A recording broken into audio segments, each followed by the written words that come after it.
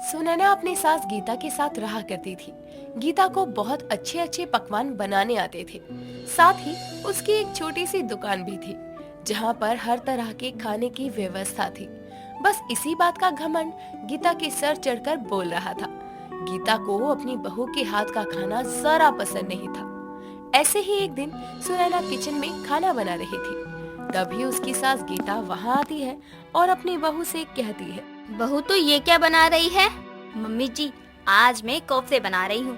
राजीव जी को कोफ्ते बहुत पसंद है ना, बस इसलिए मैंने सोचा कि आज उनकी पसंद के कोफ्ते बना दूँ। बहू, तुझे तो कुछ बनाना आता नहीं है, तो ये कोफ्ते कैसे बनाएगी?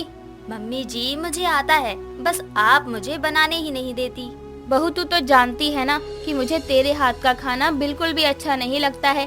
तेरे हाथ का खाना अगर हमने लगातार एक हफ्ते खा लिया ना, तो कसम से हम सीधा ऊपर पहुंच जाएंगे। मम्मी जी, आप ऐसा क्यों बोल रही हैं?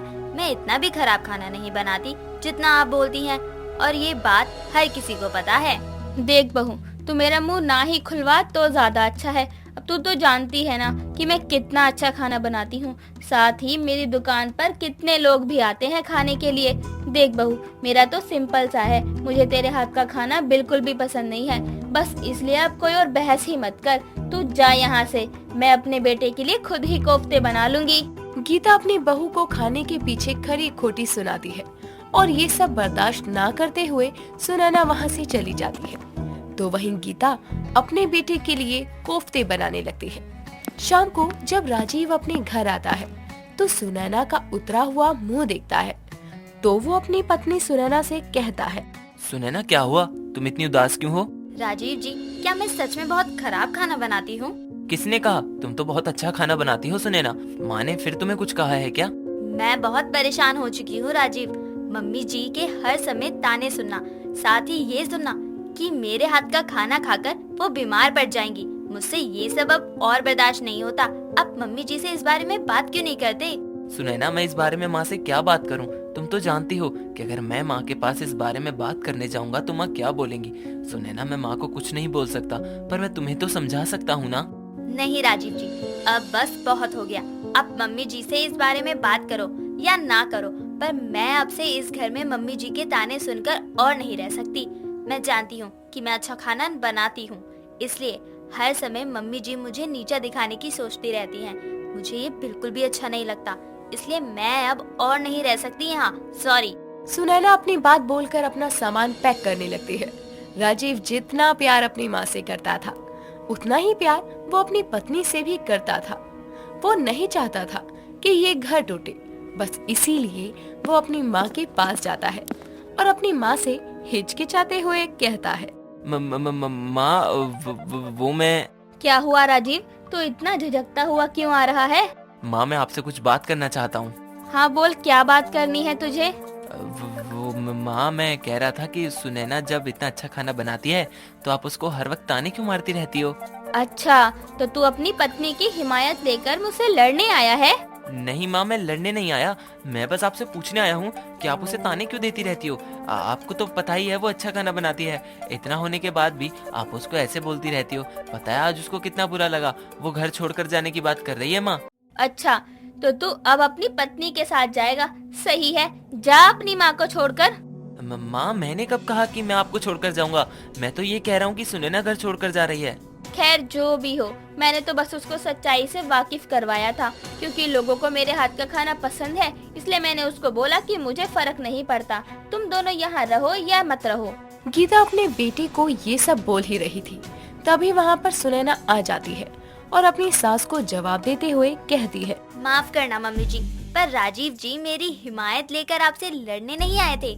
उन्होंने तो बस इसलिए आपको कहा ताकि उनका ये घर टूटे ना।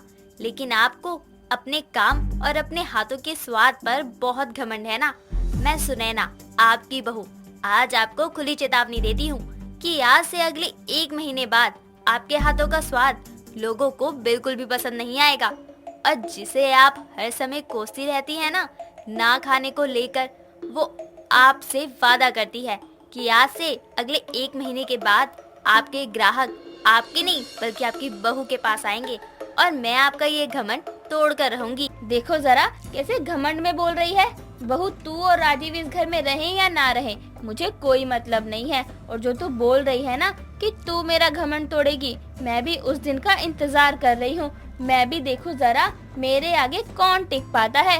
राजीव, अब तुम दोनों मियाँ बीवी यहाँ से जा सकते हो। अपनी माँ की ऐसी बात सुन राजीव को बहुत बुरा लगता है और वो बिना कुछ बोले अपनी पत्नी के साथ अपनी माँ का घर छोड़कर चला जाता है।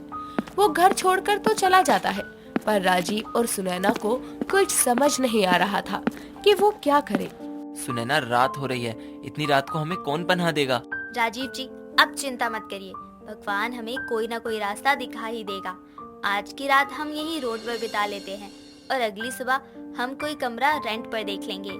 सुनैना की बात से राजीव एग्री हो जाता है और आज की रात वो रोड पर ही बिताते हैं। अगली सुबह होते ही राजीव और सुनैना अपनी माँ के घर के आगे ही कमरा किराए पर लेते हैं। वो रेंट का कमरा तो ले लेते हैं, पर राजीव के दिमाग में सुनैना द्वारा कही गई बातें घूम रही थी। उसकी बातें सोच सोच कर राजीव अपनी पत्नी से कहता है, सुनैना, तुमने माँ को बोल तो दिया कि तुम अगले 1 महीने में उनका घमंड तोड़ोगी, पर ये होगा कैसे? होगा राजीव जी, जरूर होगा। बस उसके लिए हमें धैर्य रखना होगा और सब्र से काम लेना होगा। आज मैं मार्केट में जाकर चिकन ले आऊंगी और मटका चिकन बनाकर उन्हें बेचूंगी। ये है तो बाबा की रेसिपी, लेकिन इसे अब मैं इस्तेमाल करूंगी।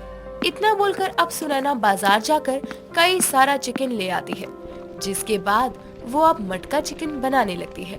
साथ ही वो अपने घर के आगे एक बोर्ड टांग देती है, मटका चिकन शॉप। उसके मटके चिकन से इतनी अच्छी खुशबू आती है कि मटका चिकन तैयार होने से पहले ही लोग उसके दरवाजे पर खड़े हो जाते हैं और उससे कहते हैं, अरे गीता की बहू, जरा 1 किलो मटका चिकन तो देना। अरे आंटी जी, अभी तो चिकन बना ही नहीं है। हाय देखो जरा गीता की बहू को, उसके जैसे ही कितने टैलेंटेड है, अभी तक चिकन बना भी नहीं है और खुशबू से ऐसा लग रहा है कि जैसे अभी बन ही गया हो। कोई बात नहीं बहू, जब बन जाए तो मेरे लिए 1 किलो पैक कर देना। जी आंटी जी। वो औरत अब सुनैना के हाथ का मटका चिकन बनने का इंतजार करने लगती है। थोड़ी देर बाद जब चिकन बनता है, तब उसके घर के आगे मटका चिकन लेने वालों की लाइन लग जाती है। अब सुनैना के मटका चिकन शॉप का पहला ही दिन था और पहले ही दिन उसका चिकन काफी अच्छे रेट में बिका। ये देखकर राजीव और सुनैना दोनों ही बहुत खुश थे।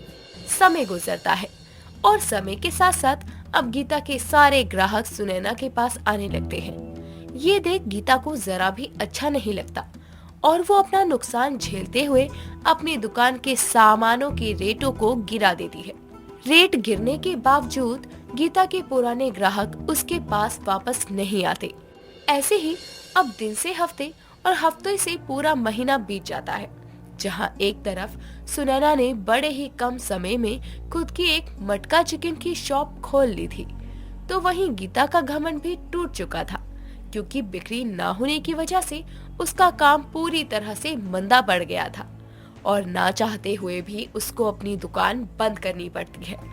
अब गीता अपने घर में अकेले रहती और अपने बहू बेटे को अक्सर याद करके रोया करती। सही कहती थी मेरी बहू, मेरा घमंड जब टूटेगा तो मेरे पास कोई नहीं होगा।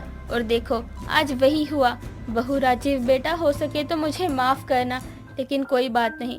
जिस घमंड में मैंने तुम्हें अपने घर से निकाला था ना, आज अपने घुटनों पर बैठकर तुमसे माफी मांगूंगी और इस घर में आने को कहूंगी, क्योंकि ये घर मुझे काटने को दौड़ता है।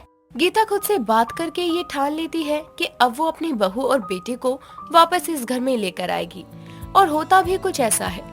गीता अपने बहू बेटे से माफी मांगकर उनको अपने घर वापस लाती है और इस तरह से अब गीता का घमंड टूट गया। साथ ही उसका परिवार भी वापस खुशियों से साथ रहने लगा।